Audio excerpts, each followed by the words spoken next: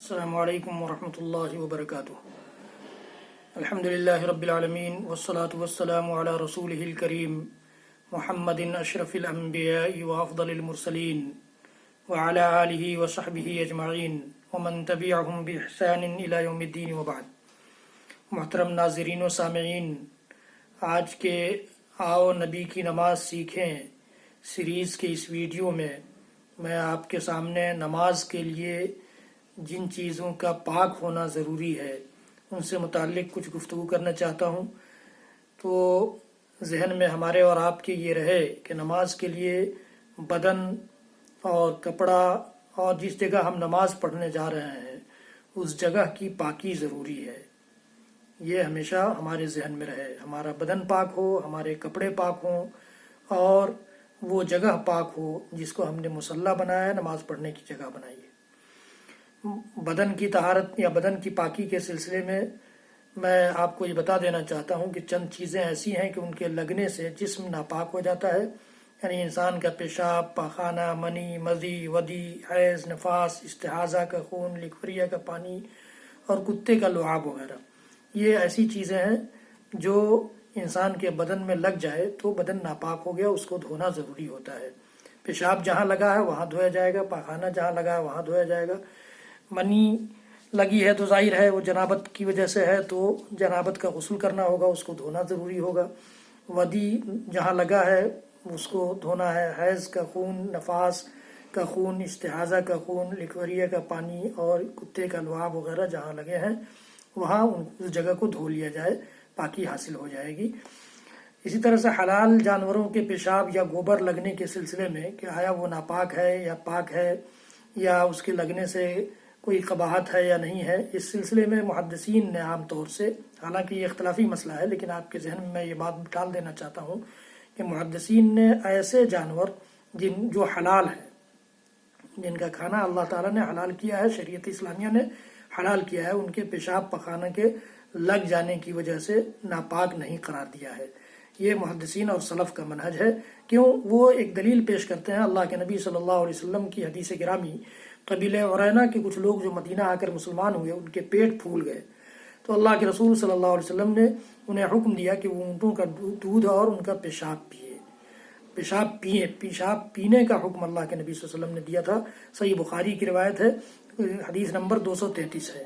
اس سے محدثین نے استدلال یہ کیا ہے کہ اگر وہ ناپاک ہوتا تو اللہ کے نبی صلی اللہ علیہ وسلم پینے کا حکم نہیں دیتے، لہٰذا اگر وہ کپڑے میں یا بدن میں لگ جائے تو وہ دھونے کی ضرورت نہیں ہے۔ ہمارا نفس گوارا نہ کرے، ہمیں گھن محسوس ہو، ہم دھو لیں، یہ الگ بات ہے، لیکن ناپاکی اس سے محدثین نے جو فیصلہ کیا وہ یہ ہے۔ حالانکہ میں بار بار یہ کہہ رہا ہوں کہ یہ اختلافی مسئلہ ہے، احناف وغیرہ کے ہاں اس طرح کی کوئی گنجائش نہیں ہے، ناپاک ہے۔ لباس کے اسی طرح سے شرمگاہ کے علاوہ جسم سے نکلنے والا کوئی بھی خون انسان کو ناپاک نہیں کرتا ہے۔ رسول اللہ صلی اللہ علیہ وسلم جنگوں میں اسی حالت میں نمازیں ادا کر لیا کرتے تھے خون نکلنے کے باوجود بھی۔ لباس کی طہارت کا جہاں تک معاملہ ہے، مسلمانوں پر لباس کو پاک رکھنا فرض ہے، صرف نمازی کے لیے نہیں، نماز کے لیے تو ضروری ہے ہی، ہر حال میں مسلمان پاک صاف رہے، یہ مسلمانوں کی علامت ہے۔ اللہ کے نبی صلی اللہ علیہ وسلم پر آیت کریمہ نازل ہوئی کہ وَثِيَابَكَ فَطَهِّرْ وَالرُّجْزَ فَاهْجُرْ، کہ اپنے کپڑے پاک رکھ اور پلیدگی سے دور رہ، ناپاکی سے دور رہ۔ نماز کے لیے پاک لباس شرط ہے، اس کے بغیر نماز نہیں ہوتی۔ رسول اللہ صلی اللہ تعالیٰ علیہ وسلم نے ارشاد فرمایا کہ تم میں سے کسی عورت کے کپڑے میں خون لگ جائے حیض کا تو وہ اسے کھرچ ڈالے یا اسے صاف کرے پانی سے، پھر نماز پڑھے۔ تو یہ لباس کا پاک ہونا ضروری ہے۔ جوتا اگر پاک ہے تو اس حالت میں نماز ادا کی جا سکتی ہے، لیکن اس میں ناپاکی لگی ہوئی ہے تو اس کا صاف کرنا ضروری ہے۔ اللہ کے رسول صلی اللہ علیہ وسلم کی حدیث گرامی ہے، سنن ابی داؤد کی روایت ہے کہ جب تم میں سے کوئی شخص مسجد میں آئے، یعنی نماز پڑھنے کی جگہ ہے، آج کل مسجدیں ٹائلز اور ماربلز لگی ہوئی ہوتی ہیں تو ایسی جگہ پہ ظاہر ہے کہ جوتا پہن کر ہم جائیں گے تو گندگی پھیلے گی، یا جوتے کی لگی ہوئی دھول مٹی جو بھی ہے، کیچڑ، یہ سب لگ جائیں گے اس کے فرش پر یا اس کے قالین پر یا اس کے جائے نماز پر۔ لیکن ایسی جگہ مسجد ہے یا مسجد ایسی ہے جہاں اس طرح کی چیزیں نہیں ہیں یا اس طرح کی نوبت نہیں آتی ہو تو وہاں ہم اس میں کوئی قباحت نہیں ہے، جیسا کہ آج عام طور سے لوگوں کے اندر یہ چیز پھیلی ہوئی ہے، یا جنازے کی نماز میں بھی آپ دیکھتے ہوں گے کہ لوگ جوتا چپل نکال دیتے ہیں میدان میں پڑھنے کے باوجود بھی، ایسی کوئی ضرورت نہیں ہے۔ اللہ کے نبی صلی اللہ علیہ وسلم کی حدیث ہے اس سلسلے میں کہ جب تم میں سے کوئی شخص مسجد آئے تو وہ دیکھے اپنے جوتے کو، فَإِن رَأَىٰ فِي نَعْلَيْهِ قَذَرًا أَوْ أَذًا، اگر وہ اپنے جوتے میں چپل میں کسی قسم کی گندگی دیکھتا ہے، ناپاکی دیکھتا ہے تو فَلْيَمْسَحْهُ، اس کو رگڑ لے پاک مٹی پر، وَلْيُصَلِّ فِيهِمَا، اور اس میں نماز پڑھے۔ یہ اللہ کے نبی صلی اللہ علیہ وسلم کی حدیث گرامی ہے۔ جن چیزوں کے لگنے سے بدن ناپاک ہو جاتا ہے ان سے لباس بھی ناپاک ہو جاتا ہے، یہ ذہن میں رہے۔ اور بدن کن چیزوں کے لگنے سے ناپاک ہوتا ہے اس سے پہلے میں نے آپ کو بتا دیا ہے۔ مردوں کے لیے اللہ تعالیٰ نے ریشم کا لباس حرام قرار دیا ہے اور سونے کا زیور پہننا حرام قرار دیا ہے۔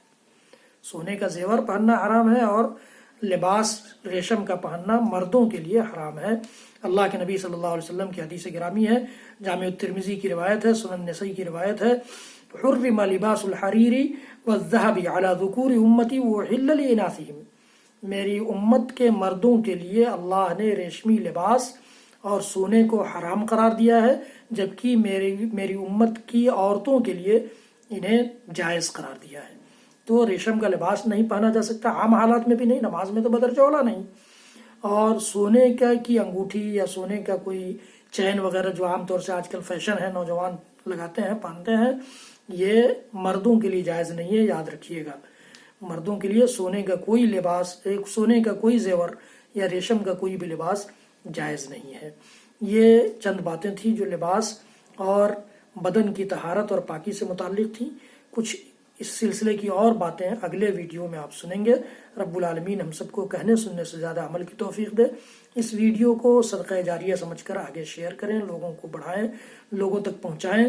اللہ رب العالمین ہمیں اور آپ کو کہنے سننے سے زیادہ عمل کی توفیق دے۔